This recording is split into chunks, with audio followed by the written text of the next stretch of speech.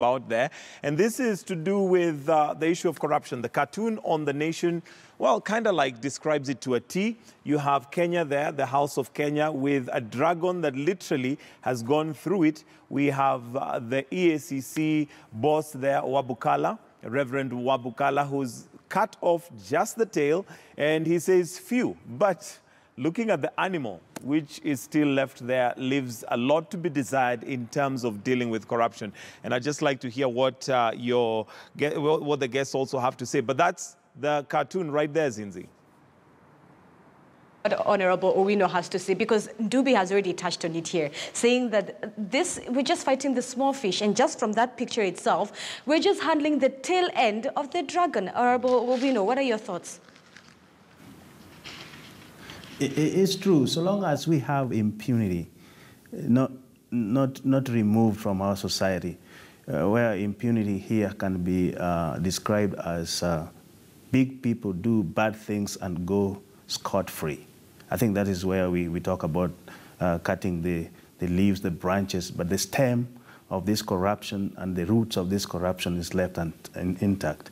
But the bad news is that as we siphon these billions of shillings, many people still die because of poor health care, because of starvation in this country.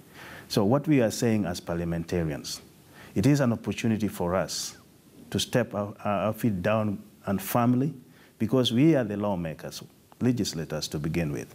We do the budget process and we do oversight. These are three main areas that if we do very well, first of all, we should not give money where it shouldn't go, because that is where they start, allocating funds in areas when they have already calculated that when it reaches there, this is what we're going to do. So we are now really scrutinizing the budget process, that funds should not be allocated where they are not worth it. Now, next is, I think we should have what we call performance-based oversighting, meaning if you are given money, what are the expected outcome of that money, and at what period of time? The time framing should be one of our oversight roles.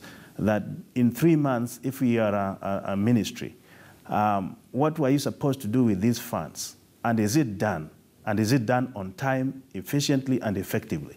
So I think we are looking for the roots and stem of this animal, but as parliamentarians, as we talked it yesterday in the House, we stand to be challenged over the whole process. But yes, the branches are being cut, but the stem and the roots are still there, and we need to do more. We know. All right, and that's where we're going to wind up the newspaper review this morning. But before that, just looking at the cartoon of the week, and of course the countdown to World Cup has begun. So expect some of this, but an interesting cartoon here with a gentleman saying, yes, babe, I swear, I was with my boys watching Arsenal against Man U playing the World Cup. But there's some evidence that may not be very Man U related or Arsenal as they prepare for the World Cup. So that's basically our cartoon of the week, but that's where we're going to wind up our newspaper review. And it's now 7 minutes after 7. Do stay with us right here. We're going to be reviewing the week. My colleague Zinzi Kibiku is going to be looking at what's been happening over the week.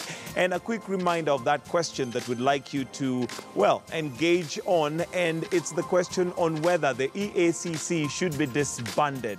There is a member of parliament who has basically put this to the floor and said that it's about time we did away with the EACC. And looking at even that cartoon that we just saw, we can see that there is not much that has been done in matters corruption.